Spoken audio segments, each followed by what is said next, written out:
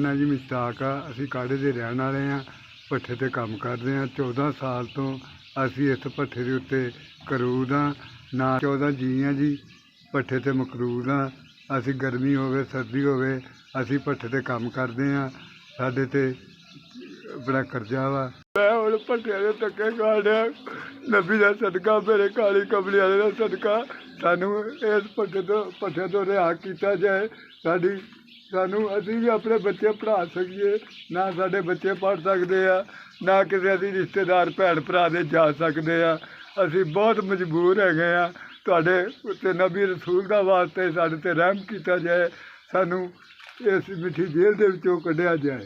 अपने माँ प्यो की तौबा करते हैं।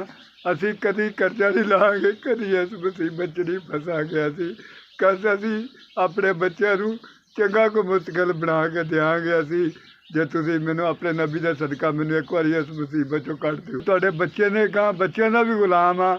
मैं जो जिन्ना चिर साडी जिंदगी है मैं तुहाडे लई दुआ करांगा, तुहाडे अगे फरियाद करांगा, तुहाडे लई बहुत बहुत दुआवां करांगा। रब तुहानूं हज करावे। हाँ जी, मेहरबानी तुहाडी। मैनूं मेरी बीवी दे पैर गले होए आ। ते मेरी 5000 रुपया तुसीं मदद कीती आ। खुदा तुहानूं बहुता देवे।